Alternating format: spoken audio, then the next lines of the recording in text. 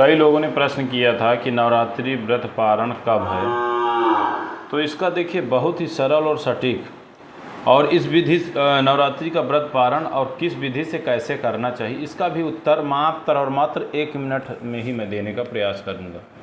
क्या है, कैसे है, तो देखिए सर्वप्रथम नवरात्रि का व्रत पारण हमेशा कन्या पूजन के बाद किया जाता है। दूसरी बात, सबसे पहले सुबह उठकर स्नान करें, इसके बाद माँ दुर्गा की विधि अनुसार पूजा करें, देवी की भव्य आरती से पूजा का समापन करें, पूजा में हुई गलतियों के लिए माँ से क्षमा याचना करें।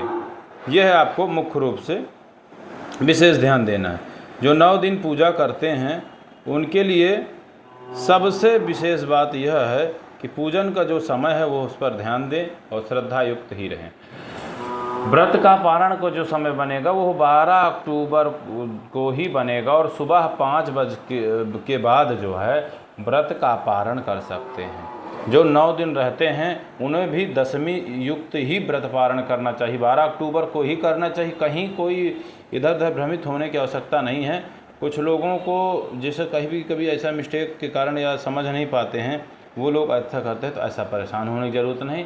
12 अक्टूबर को सुबह 5 बजे के बाद आप जो है विधिवत पूजन पाठ करने के बाद आप इस प्रकार की विधि को संपन्न करिए और दशमी युक्त अनुसार ही व्रत का पारण करना चाहिए, इसलिए 12 अक्टूबर को ही मनाया जाएगा। तीसरी बात यह है कि शारदीय नवरात्र के दौरान देवी दुर्गा के 9 स्वरूपों की पूजा का विधान भी है।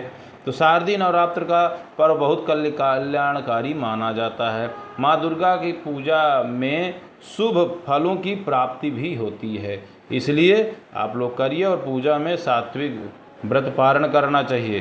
तामसिक भोजन और चीज़ों से परहेज करना चाहिए व्रत पारण में।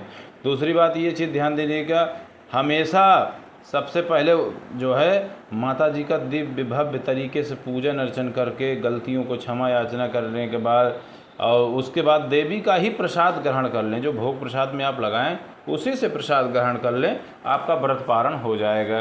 कुछ लोग जैसे चरणामृत है, तो जैसी स्थिति पर है जो प्रसाद लगाते हैं वो हमें करना चाहिए और कहीं पर भी परेशान होने की ज़रूरत नहीं है। ये बहुत ही अच्छी और उत्तम जो जानकारी है मैं आपको दे रहा हूँ। तो नवरात्रि व्रत पारण की पूर्ण विधि ये है।